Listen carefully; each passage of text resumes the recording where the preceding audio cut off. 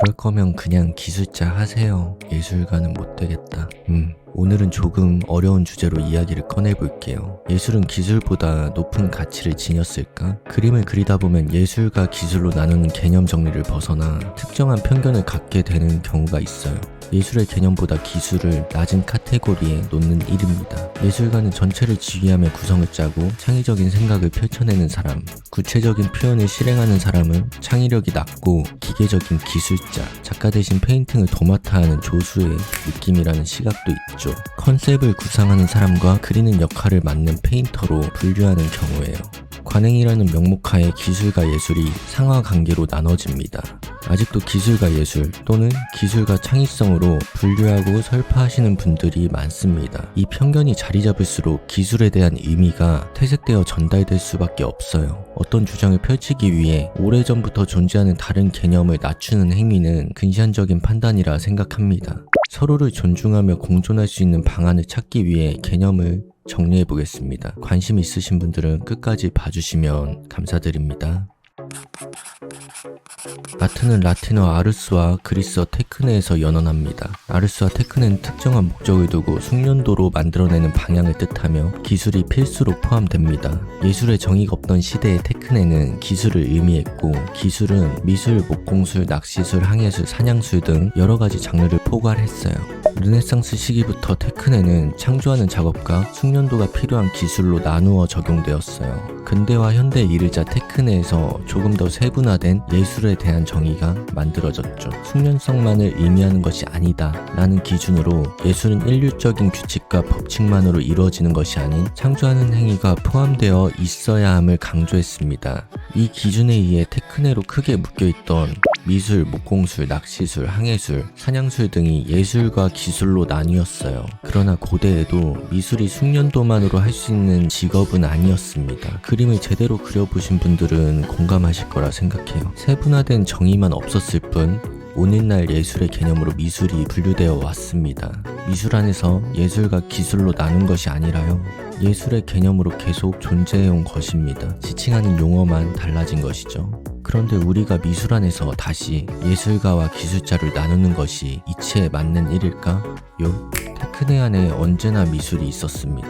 사실 이렇게 미술 사조에 담긴 이야기는 마음먹으면 누구나 쉽게 얻어낼 수 있는 정보입니다. 저는 이런 정보를 지식처럼 얘기하는 것을 좋아하지 않습니다. 당대를 살아보지 않은 이상 놓치게 되는 부분이 많을 것이라 생각하기 때문이에요. 그렇다고 믿을 수 없는 정보다, 신뢰하지 않는다 이렇게 얘기하는 것은 절대 아닙니다. 다만 기록을 읽고 저의 시각으로 추측할 뿐이지 이것을 알고 있다 해서 개인의 지식은 아니라는 것이죠. 중요한 것은 정보에 대한 해석이겠죠. 이제부터 그림을 그려오며 느낀 경험을 토대로 개인적인 생각을 더 담아보겠습니다.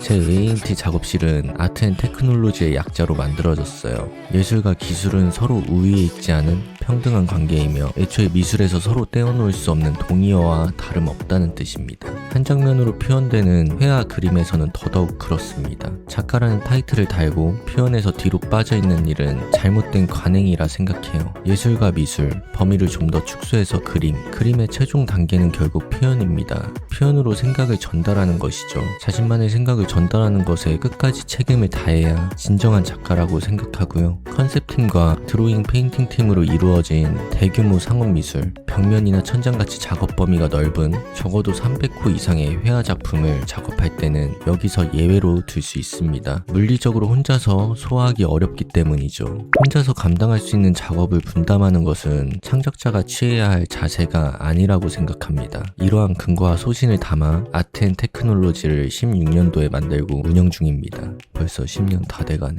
미술에서 기술은 일반적인 기술 개념과는 다릅니다. 우리는 예술을 표현할 수 있는 수많은 장르 중 미술을 선택했고 미술에서 그림을 선택했습니다. 그림으로 생각을 표현하는 방법이 계속 쌓이다가 전달하기 좋은 방식을 추리고 모아서 표현에 적합한 기술이 탄생합니다. 기술의 효율이 좋아질수록 생각은 잘 전달될 수밖에 없죠. 표현이 만들어지는 기나긴 과정을 제대로 거쳐보았다면 그림에서 기술만 따로 떼어놓는 것이 불가능하다는 것을 알 수 있습니다. 기술은 항상 예술을 기반으로 두고 있기에 미적인 요소로서 근거가 명확하게 성립되어 있기 때문이죠.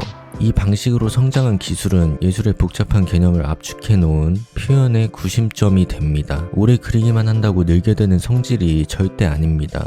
생각이 담기지 않는 단순한 노가다로 기술을 취급하는 경우가 많죠. 노가다는 쉽나요? 기술을 쉽게 생각하는 부류들이 하는 이야기며 제대로 익혀보지 않은 상태에서 단편적인 경험으로 결정짓는 성급함입니다. 사실상 회피에 가깝죠.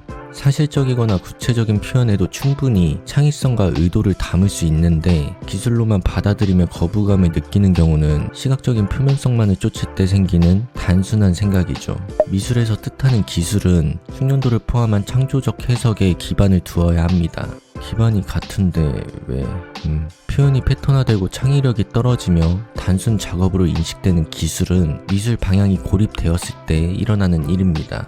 예술을 발현하기 위해서는 표현이 있어야 하며 합당한 표현을 하기 위해 장르에 맞는 기술이 존재합니다. 기술에는 의도가 명확히 전달되는 실용성이 담겨 있어야 하고 실용성은 수많은 경우의 수에서 나오는 결과의 효율적인 집합체입니다. 경우의 수는 해석에서 비롯되고 해석은 원리를 관찰한 결과입니다. 그 원리에는 근본이 있어야 하며 근본은 과학적 사실을 기반으로 하되 예술의 시각에서 바라보아야 합니다. 저희는 미술을 할 거니까요. 이 시각으로 바라본 미술 안에서 예술가와 기술자는 동등합니다. 여기까지가 제가 평소에 갖고 있는 개인적인 생각입니다. 무조건 정답이라고 생각하지는 않고 더 좋은 방향이 있다면 충분히 추가하고 개선해 나갈 거예요. 지금까지도 그렇게 다듬어 왔고요. 생각이 다르면 주장을 하기 위해 다른 생각을 무시하거나 비난하는 경우가 있죠. 심한 경우에는 존재 이유까지 부정하고요. 추상과 구상 장르를 나누어 대립한다거나 연필, 수채화, 유화, 디지털 등 재료에서마저 우위를 점하고 필요성을 판단하는 경우죠. 저는 이런 장면을 목격하면 숨이 턱 막힙니다. 근거가 충분하다면 다시 한번 생각해보고 판단할 여지가 있지만 주장하는 내용이 부정에 가까울 경우 대부분 그 부분의 경험이 짧고 기반이 약해요. 의도를 파악하지 못하고 뜬금없이 자기 주장을 펼치며 교묘하게 깎아내리거나 가르치려 들면 정말 당황스러워요. 저도 그림을 사랑하는 만큼 버튼이 눌릴 때가 있어요. 아닌 이야기에는 언제든지 대응할 준비가 되어 있습니다. 물론 감정은 메시지를 가리기에 자세만 그렇다는 것입니다. 서로 존중하는 대화가 오갔으면 좋겠어요. 깎아내리거나 공격적이지 않고 충분히 예의를 갖추며 서로의 생각을 교류할 수 있습니다. 그런 분들 너무 좋아요. 사랑합니다. 자극적이거나 재밌는 영상을 만들지 못합니다. 그림에 대한 경험과 생각, 그려오며 막혔던 부분에서 해결한 방법과 마인드, 그리고 효율 높았던 방식에 대해 계속 올려보겠습니다. 이번 영상도 끝까지 봐주셔서 감사합니다. 마지막으로 한마디 남기겠습니다.